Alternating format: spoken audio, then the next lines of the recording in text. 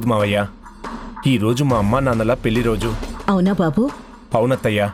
అమ్మా నాన్నలకి షష్ఠి పూర్తి చేయడం ఎంత గొప్పగా ఉంటుందో దాని విలువేంటో శ్రీవల్లి కారణంగానే నాకు తెలిసింది. కానీ స్టేట్స్లో అంతా వెస్ట్రన్ కల్చర్ కదా, ఈ షష్ఠి పూర్తి లాంటివి అక్కడ ఎవరూ చేయరు. అందుకని మా అమ్మా నాన్నల పెళ్లి రోజు సందర్భంగా మీ ఇద్దరికి కొత్త బట్టలు తీసుకొచ్చాను. మీకిస్తే మా అమ్మా నాన్నలకి ఇచ్చినట్టే నేను ఫీల్ అవుతాను.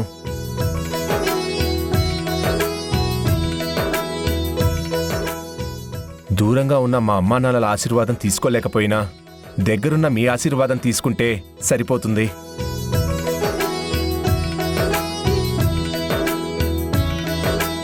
శ్రీవల్లి, రా. ఏంటి అలా చూస్తున్నావు? ఇద్దరం కలిసి అత్తామామయ్యల దగ్గర ఆశీర్వాదం తీసుకుందాం. రా.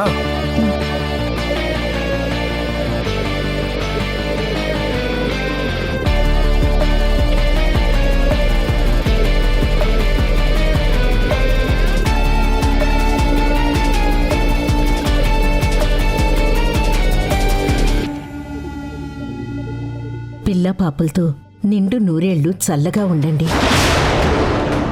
ఎలా ఉంది నా ప్లాన్? లేమ్మా, లే బాబు. నీలాంటి కొడుకున్నందుకు మీ తల్లిదండ్రులు చాలా అదృష్టవంతులు బాబు.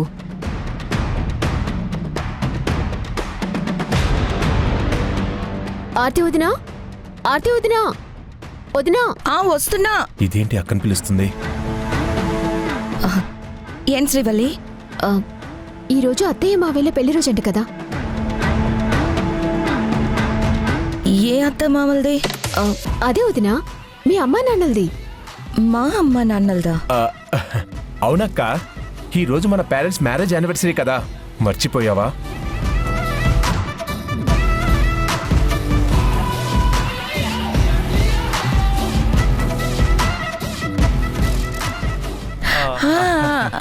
అవును కదా, మర్చిపోయాను తమ్ముడు. ఏంటి వదినా, ఆడపడుచువి. నువ్వు గుర్తుపెట్టుకోవాల్సింది ఈయన గుర్తుపెట్టుకున్నాడు. సిస్టర్కి టైంకి తినడం తప్ప మిగతా విషయాలు పెద్దగా గుర్తుండవు అనుకుంటా. అవినాష్, వర్క్ బిజీలో అప్పుడప్పుడు కొన్ని విషయాలు మర్చిపోవడం కామన్. సిస్టర్ అంత బిజీగా ఏం వర్క్ చేస్తుంది బావగారు?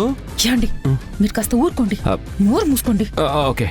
అంటే వదినా, అత్తయ్య మావయ్య వాళ్ళకి విషయం చెప్పలేదు కదా. అందరం కలిసి వాళ్ళకి పెళ్లి రోజు శుభాకాంక్షలు చెప్దాం. త్రిదేవ్, అత్తయ్య మావయ్య వాళ్ళకి ఫోన్ చేయి.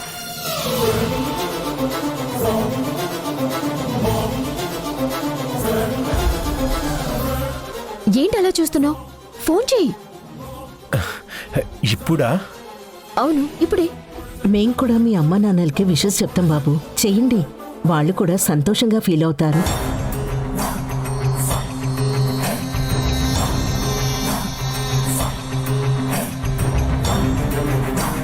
ఇప్పుడు ఇలా మేనేజ్ చేస్తావురా? చేయలేవు కదా, దొరికిపోయావు. త్రిదేవ్, నేను ఫోన్ చేయమంది మీ అమ్మా నాన్నలకే కదా. వాళ్ళ నెంబర్ డయల్ చేయడానికి ఇంత టైం తీసుకుంటున్నావేంటి? అందరూ వెయిటింగ్ ఇక్కడ, తొందరగా చెయ్యి. చేస్తున్నాను. బాబు, నువ్వాగు. ఇప్పుడు అమెరికాలో అర్ధరాత్రి అయి ఉంటుంది కదా, ఈ టైంలో ఫోన్ చేసి వాళ్ళని డిస్టర్బ్ చేయడం ఎందుకు చెప్పు? పర్వాలేదు నాన్న, అకేషన్ కదా, వాళ్ళు మేలుకునే ఉంటారు. వద్దులేమ్మా, ఒకవేళ పడుకొని ఉంటే బాగుండదు. రేపు పొద్దునే ఫోన్ చేసి మాట్లాడొచ్చులే. అలాగే మావయ్య, మీరు చెప్పినట్టు ఇప్పుడు చేయటం బాగుండదు. యాక్చువల్గా నేను అదే అనుకున్నాను, కానీ మీకు ఎలా చెప్పాలో తెలియలేదు. ఇందులో మొహమాట పడ్డానికి ఏముంది బాబు, నువ్వేం చెప్పినా మేము కాదను.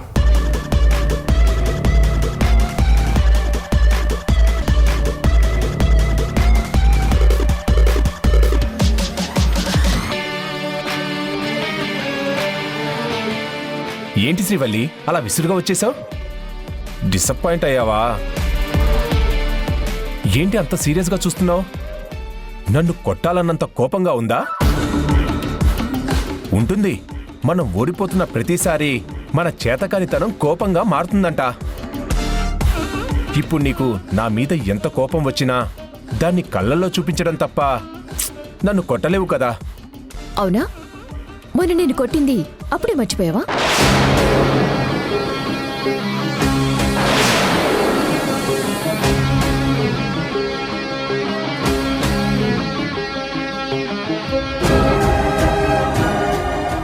ఆ రోజు నేనేదో ఏమర్పాటుగా ఉండడం వల్ల నువ్వు నన్ను కొట్టగలిగావు, లేకపోతే నన్ను టచ్ కూడా చేసేదానివి కాదు. దెబ్బతిన్న ప్రతివాడు ఇలాగే చెప్తాడు మిస్టర్ త్రిదేవ్. అవునా? ఛాలెంజ్లో ఓడిపోతావని తెలిసినా కూడా నీలో పొగరు ఏమాత్రం తగ్గట్లేదు. నేను ఓటమిని ఒప్పుకోను. కానీ నువ్వు ఒప్పుకునేలా నేను చేస్తాను. నీ పొగర్ని దించుతాను. ఇంపాసిబుల్. మంచి మీద చెడు ఎప్పటికీ గెలవదు, అది గుర్తుపెట్టుకో. ఇలాంటి సూక్తులు గెలవటం చేతకాని వాళ్ళే చెప్తారు. అది నువ్వు తెలుసుకో. ఇందాక మీ నాన్న దగ్గర నేను చెప్పిందంతా అబద్ధమని నిరూపించాలని చూసావు. నిజం చెప్పాలంటే నేను కూడా ఒక క్షణం పాటు చాలా టెన్షన్ పడిపోయాను. కానీ చివరికి ఏమైందో నువ్వే చూసావుగా. మీ నాన్నే నాకు ఫేవర్ చేసి ఫోన్ చేయొద్దని చెప్పాడు. నేను దొరికిపోతానేమోనని ఎగ్జైట్ అవుతున్న నీ మొహంలో సడన్గా నిరాశ చూసి నీ మీద నాకు జాలి వేసింది. ఈ మధ్య నా టైం ఏంటో నాకే అర్థం కావట్లేదు. అంతా నాకు అనుకూలంగా భలే కలిసొస్తుంది. ఆరిపోయే దీపానికి వెలుగెక్కువ కదా, అందుకే అలా జరిగినట్టుంది. అదేదో పెద్ద సక్సెస్లా ఫీల్ అవ్వకు. ప్రతిసారి సిచ్యువేషన్ నీకనుకూలంగా వస్తుందని అనుకోకు. కలిసిరాని కాలాన్ని కూడా నాకు అనుకూలంగా మార్చుకోగలిగే సత్తా నాకుంది. That is Tridev. ఇలాగే అనుకుంటూ ఉండు, ఏదో ఒకరోజు అడ్డంగా దొరికిపోతావు. అప్పుడు నీ పరిస్థితి ఎంత దారుణంగా ఉంటుందో ఊహించుకో. ఇప్పటికే నేను వేసిన వలలో చిక్కుకొని గిలగిలా కొట్టుకుంటున్నావు. అయినా ఇంత నమ్మకంతో ఎలా మాట్లాడగలుగుతున్నావో నాకు అర్థం కావట్లేదు. నువ్వు గెలిచే అవకాశం దాదాపు 0. నన్ను ఎలా ఓడించగలనుకుంటున్నావు? చిన్నప్పటి నుంచి నేను ఎన్నో ఎదురు దెబ్బలు తిని లైఫ్లో వచ్చిన పెద్ద పెద్ద సమస్యల్ని సైతం సాల్వ్ చేసుకున్నాను. నాకే నువ్వు లెక్క కాదు. ఆఖరి నిమిషం వరకు పోరాడైనా సరే ఈ సమస్యని కూడా పరిష్కరిస్తాను. ఎలా చేస్తాను, ఏం చేస్తాను అనేది నేను నీలా మాటలు చెప్పను, చేతలు చూపిస్తాను. అప్పుడు నేను కొట్టిన దెబ్బకి నీ మైండ్ బ్లాకే పిచ్చి పడుతుంది. అప్పటి వరకు నీ అదృష్టానికి మురిసిపోతూ ఎంజాయ్ చెయ్యి. శబాష్! ఆడది అంటే నీలా ఉండాలి. నువ్వు నా శత్రువైనా నీలో ఉన్న కాన్ఫిడెన్స్కి నేను మనస్ఫూర్తిగా అభినందిస్తున్నాను. ఆపోజిట్ పర్సన్ ఇలా స్ట్రాంగ్గా ఉంటే గేమ్లో మజా వస్తుంది. అలాగే నీ మాటలు వింటుంటే కోపానికి బదులుగా కిక్ వస్తుంది. నువ్వన్నట్టు నాకు ప్రతిదీ చెప్పి చేయడం అలవాటు. నెక్స్ట్ నేను చేయబోయేది చెప్తాను, విను. ఆస్తి రాగానే నేనిక్కడి నుంచి అమెరికా వెళ్ళిపోతాను. స్టేట్స్లో హ్యాపీగా లైఫ్ ఎంజాయ్ చేస్తాను. నాకు తెలిసి మీ బాబు ఈ 2-3 రోజుల్లో ఆస్తి నా పేరు మీదకి మార్చేస్తాడు. ఇంకా తొందరగా మార్చినా కూడా ఆశ్చర్యపోనక్కర్లేదు. నేను స్టేట్స్కి వెళ్ళాక నువ్వు మీ అమ్మా నాన్నలకి చెప్పాలనుకుంటున్న నిజాలన్నింటినీ నేనే స్వయంగా ఫోన్ చేసి మీ నాన్నకు చెప్తాను. ఆ తర్వాత మీ ఇద్దరు కుళ్ళీ కుళ్ళీ ఏడుద్దురు గాని మీ నాన్నని ఎలా ఓదార్చాలో ముందే ప్రాక్టీస్ చేసుకోండి. Good luck.